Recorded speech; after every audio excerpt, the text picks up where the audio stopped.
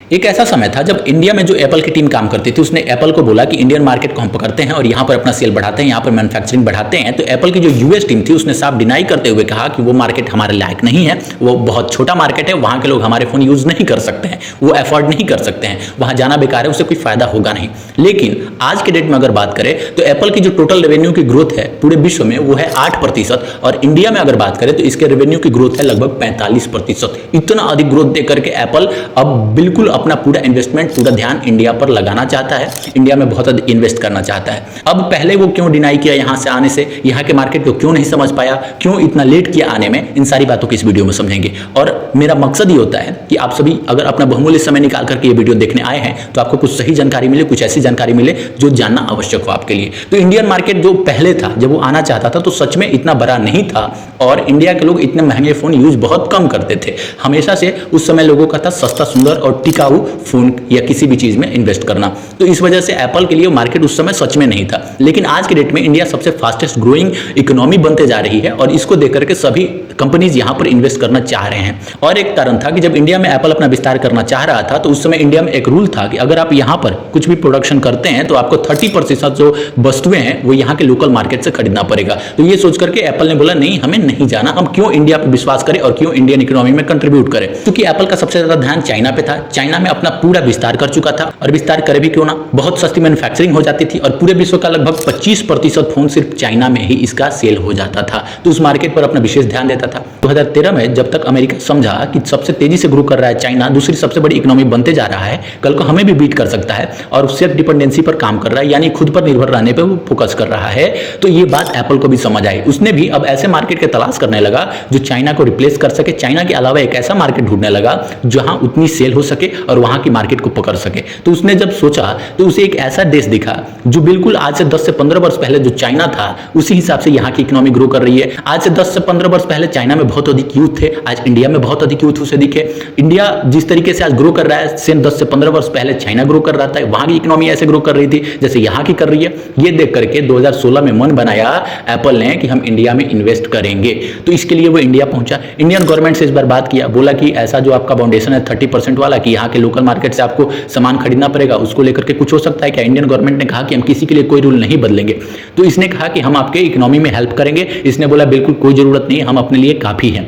क्योंकि इस बार उसे पता था कि इसे इंडिया आना ही होगा, क्योंकि इंडियन मार्केट इस तरीके से फैल रहा है और यहाँ के लोग अब अधिक महंगे से महंगे फोन भी खरीदने लगे हैं। जिस तरीके से सेल बढ़ा ये देख करके वो तो पहुंच गए। अब 2016 में उसने अपना पहला रिसर्च सेंटर डाल दिया हैदराबाद में, इंडिया में, और वहां पर लगभग 4000 लोगों को नौकरी उन्होंने दे दी। 4000 लोगों को रोजगार देने के बाद उसने सरकार से बात किया कि हम अधिक से अधिक रोजगार देने का प्रयास कर रहे हैं, हमें मार्केट में कुछ ना कुछ तो प्रेफरेंस देनी चाहिए आपको। इंडिया ने कहा कि नहीं, ऐसा कुछ नहीं है, आप बाकी कंपनियों की तरह यहाँ पर काम करें, यहाँ अपना विस्तार करें, आपको सुरक्षा मिलेगी, लेकिन हमारे नियम के खिलाफ आप नहीं जा सकते, हमारे गाइडलाइन के अनुसार ही आपको काम करना पड़ेगा।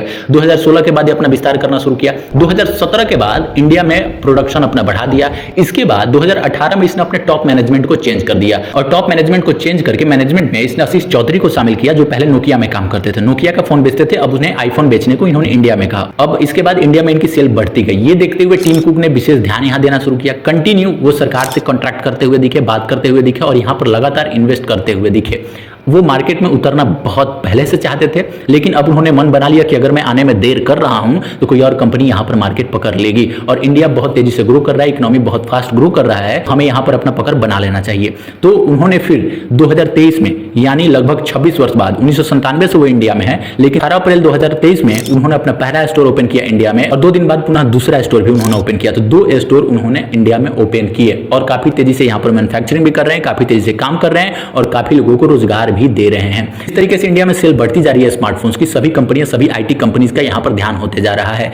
सभी कंपनियां इंडिया में आज इन्वेस्ट करना चाहती है क्योंकि ये बहुत बड़ा मार्केट बन चुका है आईटी कंपनीज के लिए या फिर किसी भी कंपनी के लिए। क्योंकि कंटिन्यू इंडिया भी इस चीज पे काम करता रहा कि किस तरीके से विदेशी कंपनियां हमारे यहाँ आए और इन्वेस्ट करें, क्योंकि यहाँ के लोगों को अधिक से अधिक रोजगार मिल पाए और हमारा इकोनॉमी बड़ा हो पाए। इसको सोच करके इंडियन गवर्नमेंट ने एक स्कीम लाया बहुत ही जबरदस्त, जिसकी वजह से यहाँ पर लोगों के प्रोडक्शन बढ़ने लगे। क्योंकि एक लिमिट तय की गई, अगर उससे अधिक आप प्रोडक्शन यहाँ पर बढ़ाते हैं तो आपको इंसेंटिव दी जाएगी सरकार के द्वारा, आपको कैशबैक मिलेगा। इसके बाद अगस्त में जो नियम था 30% वाला कि आपको यहाँ से 30% लोकल मार्केट से माल खरीदना ही पड़ेगा, उसको भी हटा दिया गया। अब कोई बाध्यता नहीं रह गई। लेकिन एप्पल कंटिन्यू अपनी लॉयल्टी लॉयल्टी इंडिया के प्रति दिखाता रहा और इंडिया में अधिक से अधिक इन्वेस्टमेंट करने की सोचता रहा। यहाँ के लोग अब पैसा कमाना सीख गए हैं, पैसा कमा रहे हैं और अधिक से अधिक वस्तुएं खरीद रहे हैं, अधिक से अधिक प्रोडक्ट यूज कर रहे हैं, आईटी प्रोडक्ट हो या फिर स्मार्टफोन हो। अब पहले की अपेक्षा प्रीमियम फोन की सेल लगभग दोगुनी हो चुकी है। पहले जो लगभग 4% सेल था वो अब लगभग 7% हो चुका है। और मैंने पहले ही बताया कि एप्पल की जो रेवेन्यू का ग्रोथ है वो पूरे विश्व में 8% है, लेकिन इंडिया में 45% हो चुका है। और इंडिया में प्रत्येक वर्ष लगभग 16 करोड़ स्मार्टफोन का सेल है, जो विश्व का दूसरा सबसे बड़ा मार्केट है। तो इसे पकड़ने के लिए एप्पल अब यहां सीरियस हो चुका है। मैं तो आप सभी से फिर कहना चाहता हूं कि आप अपने स्किल पर काम कीजिए, आप अपने एजुकेशन पर काम कीजिए, आप अपने आप पे काम कीजिए, क्योंकि बहुत सारी कंपनियां इंडिया में इन्वेस्ट करने जा रही है और इंडिया में अब रोजगार बढ़ेगा। आप अपने स्किल के अनुसार काम करके किसी भी कंपनी में अच्छा जॉब पा सकते हैं। तो अपने आप पर फोकस कीजिए। और ऐसी कई कंपनियां अभी इंडिया आने वाली है। हाल ही में कई टेक कंपनी के सीईओ से नरेंद्र मोदी मिलते हुए दिखे अमेरिका जाकर के। कई और दिग्गज सीईओ से वो मिले, पूरे विश्व से लोगों को इनवाइट वो कर रहे हैं, यहां पर काम करने के लिए यहां पर बुला रहे हैं, क्योंकि यहाँ की इकोनॉमिक अब मांग रही है, यहाँ के लोग अब मांग रहे हैं कि अच्छी अच्छी कंपनी यहां पर काम करे। तो इसके लिए अब कई कंपनीज इन्वेस्ट करना शुरू कर चुके हैं। मैं आपको बता दूं कि अमेज़न भी अपना मार्केट यहां पर विस्तार करना चाह रहा है। 2014 में बोलता था कि अब हमें इंडिया को छोड़ना पड़ेगा, हमारे लायक ये मार्केट नहीं है, लेकिन आज के डेट में वो लगभग $15 बिलियन की इन्वेस्टमेंट की बात इसी साल बोला है। और गूगल भी जिस तरीके से इंडिया से सीसीआई को लेकर के मामला सामने आया था, सीसीआई ने उन्हें 1300 करोड़ रुपए का जुर्माना लगाया था। अब गूगल भी लगभग $10 बिलियन इस सुंदर पिचाई से जो मीटिंग हुई मोदी जी के साथ, इन्वेस्ट करने की बात उन्होंने कही है। तो $10 बिलियन वो, $15 बिलियन अमेज़न, $25 बिलियन, और इतने दिनों से एप्पल यहां पर काम कर रहा है। एप्पल बहुत अधिक इन्वेस्टमेंट कर चुका है। तो इंडिया बहुत तेजी से ग्रो कर रहा है और सभी कंपनियों का ध्यान इंडिया पे आ रहा है। जो कंपनी कभी बोलती थी कि इंडिया में हम काम नहीं करेंगे, बहुत छोटा मार्केट है, वो कंपनी आज इंडिया पर पूरे तरीके से डिपेंड होते जा रही है और सबसे अधिक सेल का ग्रोथ इंडिया से ही हो रहा है उसका। तो सबसे अधिक ध्यान उसका इंडिया पे ही है और वहां के सीईओ स्वयं आकर के इंडियन गवर्नमेंट से लगातार बात करते हुए दिख रहे हैं और वहां से रिलेशन बनाना चाह रहे हैं। अभी आगे तो और खेल बाकी है। ऐसी वीडियोज आपको मिलते रहेगी, चैनल पर बने रहें। धन्यवाद।